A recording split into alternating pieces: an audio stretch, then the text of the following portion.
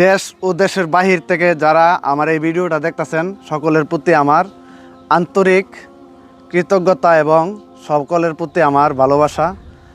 আসসালামু আলাইকুম। সবাই ভিডিওটা একটু মনোযোগ সহকারে দেখবেন। আসলে আমরা ইসলাম ধর্মের অনুসারী, আমরা সবাই মুসলমান যারা আছি, আমাদের প্রধান ইবাদতের স্থান হচ্ছে একটা নামাজের স্থান, আর সেই স্থানটা হচ্ছে মসজিদ। আমরা জানি মসজিদ আল্লাহর ঘর। এই মসজিদ যদি অবহেলিত থাকে তাহলে পুরো রাষ্ট্রের মুসলমান অবহেলিত, পুরো রাষ্ট্রের ইসলাম ধর্ম অবহেলিত।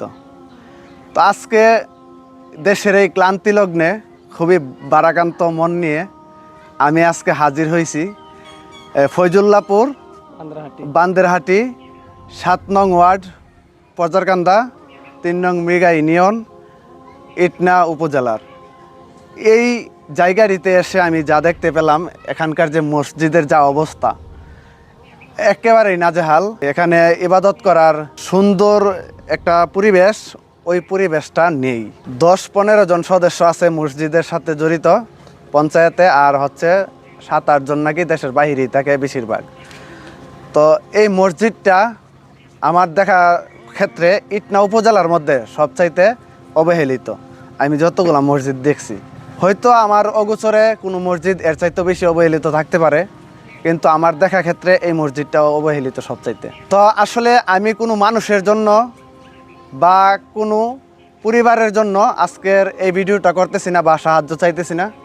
আমি শুধু এই মসজিদের জন্য, আল্লাহর ঘর মসজিদকে সুন্দর করার জন্য আপনাদের কাছে আকুল আবেদন এবং মিনতি করতেছি।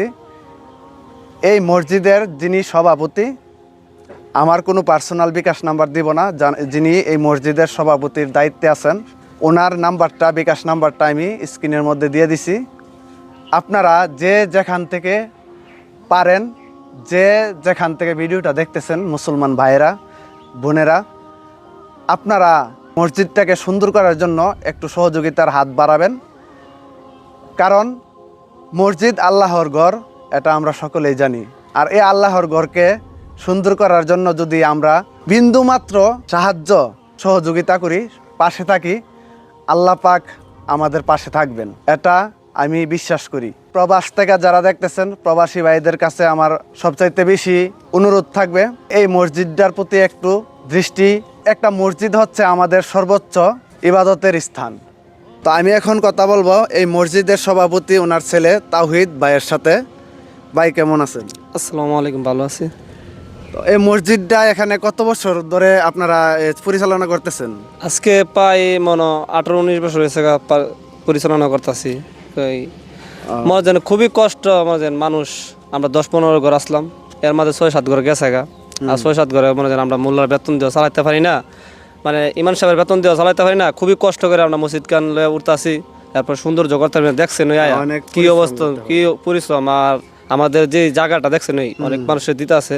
এরপরেও যদি আমরা সাহায্য করে, যে মানুষের মাধ্যমে যদি আমরা মসজিদের সাহায্য দিয়ে তুলতে পারি আপাতত, তার নামে আল্লাহর রহমতে আমরা একটা নিয়ত করতে, আমরা ইমাম সাহেব একটা বলছে যে প্রতিদিন আমরা সন্ধ্যাবেলা সবার জন্য একটি আয়োজন করবো, দোয়ার মাহফিল। সবার জন্য দোয়া মাহফিল হবে ইনশাল্লাহ। যারা যারা সারা বিশ্ব বাংলাদেশ যারা আছে সবার জন্য আমরা দোয়া করব। আমাদের এই মসজিদের জন্য সবাই একটু মনোযোগ দিয়ে দেখতো।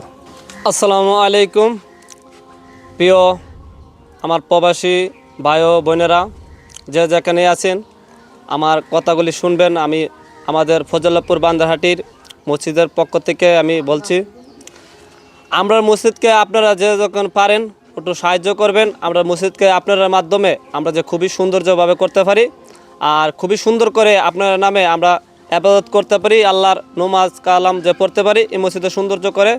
আর প্রতিদিন আপনার নামে যে আমরা যে আমাদের ইমাম সাহেবের যে যুক্তিটা দিছে, আমরা প্রতিদিন যে আপনার নামে দোয়া আমাদের মুসল্লিরা লইয়া করতে পারি, সেইভাবেই আপনারা আমাদের মসজিদের উপর একটু খেয়াল রাখবেন। আর আমাদের মসজিদকে একটু যাই পারেন আপনারা সাহায্য করবেন, আর লাইক কমেন্ট শেয়ার আর ছড়িয়ে দিবেন সবার মাধ্যমে, যে এটা পৌঁছে যা। আর আমরা মসজিদকে দেখে আপনারা যে দূর পারে সাহায্য করতো। যারা আমাদের এই ভিডিওটা আর্থিকভাবে আবার মসজিদে যারা সহায়তা না করতে পারবেন, সারা আমাদের ভিডিওটাকে এই শেয়ার করে দিবেন, অন্য মানুষকে দেখবার সুযোগ করে দিবেন যে আমাদের মসজিদকে এই সহায়তা করতে পারে। আসসালামু আলাইকুম সম্মানিত দেশ ও প্রবাসী ভাইয়েরা, সর্বপ্রথম আমরা আমাদের সালাম যে আমরা এই যে মসজিদ কিশোরগঞ্জ জেলা ইটনা নামির ইউনিয়নে ফজিলপুর গ্রামে একবার নাজুক হাল মসজিদের অবস্থা এমন যে মসজিদে যদি মেঘ আসে তাহলে এই মসজিদের ঘরের মধ্যে টিকাইবার অসম্ভব হয়ে যায়। তাই আপনারা যে যেমন পারেন এই আল্লাহর ঘরের মধ্যে কিছু দিয়ে শরীক থাকেন। দেশ ও প্রবাসী ভাইয়েরা যারা আমাদের এই মসজিদে দান করবেন বা করেছেন তাদের জন্য প্রত্যেক দিন আমরা বাদ মাগরিব মুসল্লি এবং ছাত্রদেরকে নিয়ে তাদের জন্য দোয়া করা হয়। আল্লাহ পাক যাতে যারা দান করেছেন যে নিয়তে দান করেছেন এবং যাদের আত্মীয় স্বজন দুনিয়া ছেড়ে কবরের বাসিন্দা হয়েছেন এই দানকে উছিলা করে আল্লাহ পাক রব্বুল আলামিন তাদের জন্য নাজাত ফয়সালা করেন। আমিন সুম্মা আমিন। এই যে মসজিদটা অবহেলিত, এটা আমাদের যারা গ্রামের পঞ্চায়েত আছে তারা হয়তো দুর্বল, তারা পারতেছে না এটা উন্নত করতে। তার জন্য তারা মেম্বারের শরণাপন্ন হয়েছে, চেয়ারম্যানের শরণাপন্ন হয়েছে। এমপি তো আকাশের চাঁদ, ওনাকে ধরা যাবে না। তাহলে একজন মেম্বার সাহেব, একজন চেয়ারম্যান সাহেব সর্বোচ্চ দিয়ে হলেও এই মসজিদের খেয়াল রাখা উচিত বলে আমি মনে করি। যদি চেয়ারম্যান একা না পারতো তাইলে ইউনিয়নের প্রত্যেককে বলতো যে তোমরা যে যত পারো এই মসজিদের জন্য করো। হ্যাঁ, যেহেতু তার চেয়ারম্যানের ভোটার আমরা, ওনার কথা আমরা অবশ্যই মানতাম। আর উনি যেহেতু একটা মহৎ কাজের উদ্দেশ্যে কথা বলতো তখন আমরা আরও বেশি করে ওনার কথা মানতাম। আসলে আমার খুব কষ্ট হইতেছে মসজিদটা দেখে, আপনারাও দেখছেন।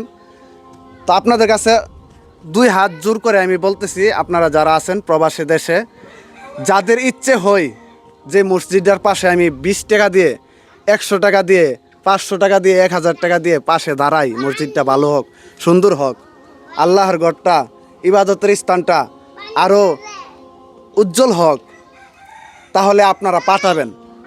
আমার কোনো বিকাশ নাম্বার দিব না, আমি সরাসরি এই মসজিদের যিনি সভাপতি ওনার ছেলে বা সভাপতির নাম্বারটা আমি স্ক্রিনে দিয়ে রেখেছি। এই নাম্বারে আপনারা টাকাটা পাঠাবেন যে যতই পারেন, আশা করি। আর যারা আর্থিকভাবে এই মসজিদের পাশে না থাকতে পারবেন তারা ভিডিওটি শেয়ারের মাধ্যমে পাশে থাকবেন। আপনার শেয়ারে হয়তো একজন মানুষ দেখে ওনার ভিতরে মসজিদের জন্য মায়া লেগে যেতে পারে আর উনি ওই মসজিদে দান করতে পারে।